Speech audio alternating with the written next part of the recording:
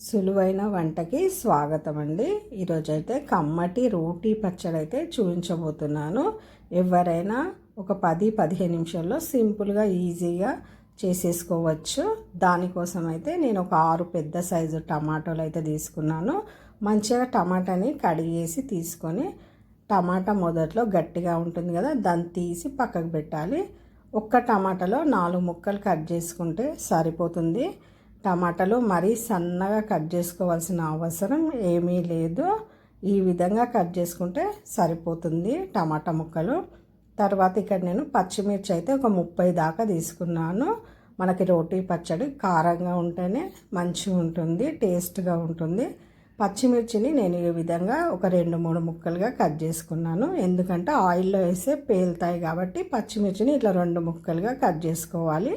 పచ్చిమిర్చి కూడా మంచిగా కడిగేసి తీసుకున్నాను. తర్వాత ఇక్కడ ఒక గుప్పెడు పుదీనా మంచిగా కడిగి తీసుకోవాలి. గుప్పడి కంటే కొంచెం తక్కువ కొత్తిమీర కూడా కడిగేసి తీసుకున్నాను.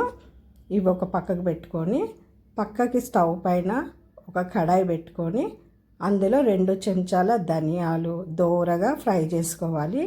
అదే కడాయిలో ఒక చెంచా జీలకర్ర కూడా దోరగా ఫ్రై చేసి పక్కకు పెట్టుకోవాలి.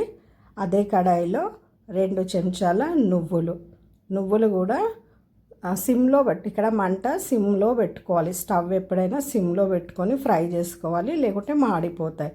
నువ్వులు కూడా ఫ్రై చేసి పక్కకు పెట్టుకున్నాక అదే కడాయిలో కొంచెం ఆయిల్ వేసి కట్ చేసి పెట్టుకున్న పచ్చిమిర్చిని కూడా ఈ విధంగా ఫ్రై చేసుకోవాలి.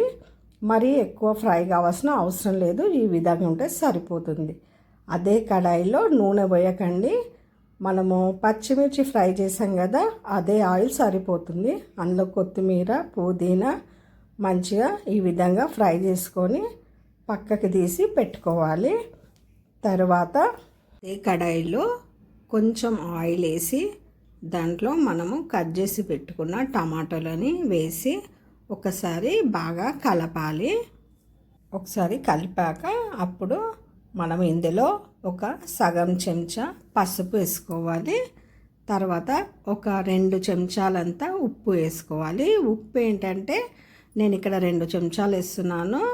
లాస్ట్కి మీరు టేస్ట్ చేసి ఇంకా మీరు ఉప్పు పడుతుంది అనుకుంటే వేసుకోవచ్చు. ఎందుకంటే ఉప్పు అందరూ ఒకే విధంగా తినరు, ఒకరు ఎక్కువ తింటారు, ఒకరు తక్కువ తింటారు. కాబట్టి నేనైతే ఇక్కడ కరెక్ట్గా వేస్తున్నాను.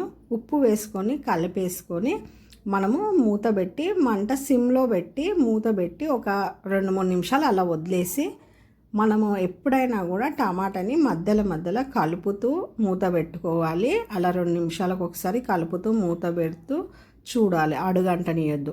అందులోనే నేను కొద్దిగా చింతపండు వేస్తున్నాను.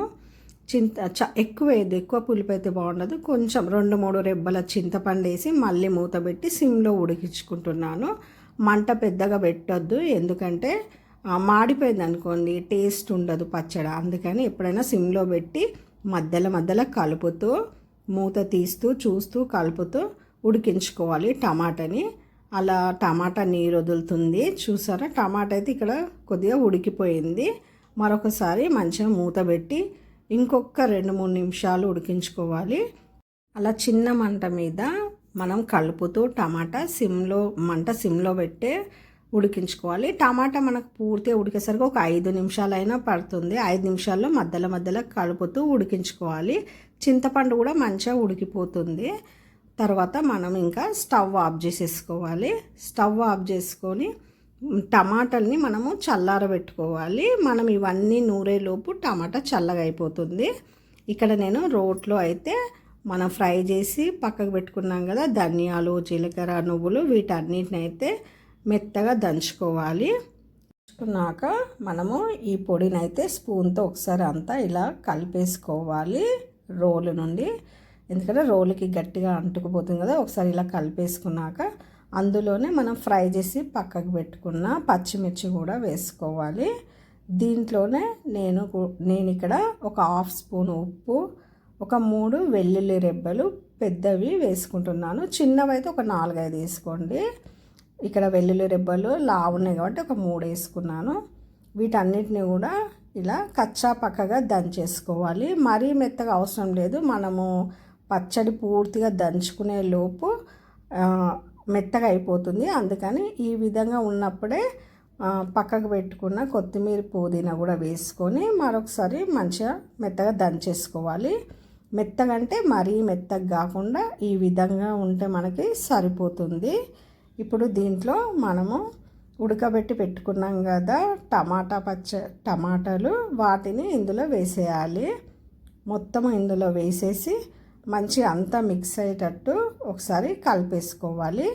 ఈ పచ్చడి మనము మిక్సీలో కూడా చేసుకోవచ్చు, కాకపోతే రోట్లో అయితే టేస్ట్ ఇంకా బాగుంటుందని నేను ఇలా రోట్లో వేస్తున్నాను. రోలు లేని వాళ్ళు మిక్సీలో కూడా ఎక్కువ మెత్తగా కాకుండా ఒక 2 తిప్పులు తిప్పేసి ఆఫ్ చేస్తే సరిపోతుంది. రోటీ పచ్చడి ఎప్పుడైనా ఇలా కచ్చా పక్కగా ఉంటేనే మనకి చాలా రుచిగా ఉంటుంది. మరీ మెత్తగా రుబ్బుకోవద్దు.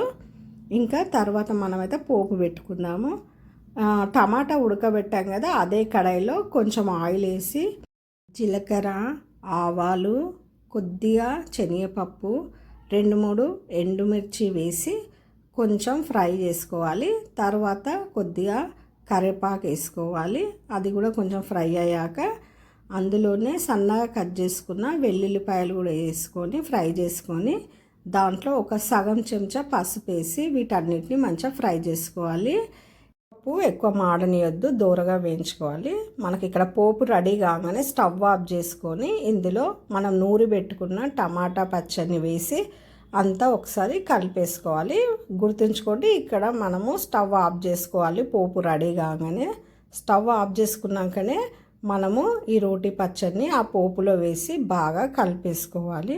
ఇంకా మనకి ఈ రోటీ పచ్చడి అయితే రెడీ అయిపోయింది. ఇది మా అమ్మమ్మ కాలం నాటి స్టైల్ రోటీ పచ్చడి అండి. చాలా రుచిగా ఉంటుంది. ఒక్కసారి తిన్నారంటే ఇంకా దీన్ని వదలరు. ఒకసారి తినేసి టేస్ట్ చేసి కామెంట్ చేయండి. ఇది జొన్న రొట్టెలోకైనా, చపాతీలోకైనా, అన్నంలోకైనా చాలా అంటే చాలా టేస్ట్గా ఉంటుంది. చాలా కమ్మగా ఉంటుంది. ఒకసారి టేస్ట్ చేశారంటే ఇంకా దీనికి మీరు ఫ్యాన్ అయిపోతారు, అంత బాగుంటుంది. మన ఛానల్ని ఎవరైనా ఫస్ట్ టైం చూస్తున్నట్టయితే సబ్స్క్రైబ్ చేసుకోండి, లైక్ చేయండి, షేర్ చేయండి. మన సులువైన వంటలో మరొక మంచి వంటతో మీ ముందుకు వస్తాను. ఉంటానండి, బాయ్. ఈ వీడియోని అయితే లైక్ చేసి షేర్ చేయండి. తప్పకుండా సబ్స్క్రైబ్ అయితే చేసుకోండి.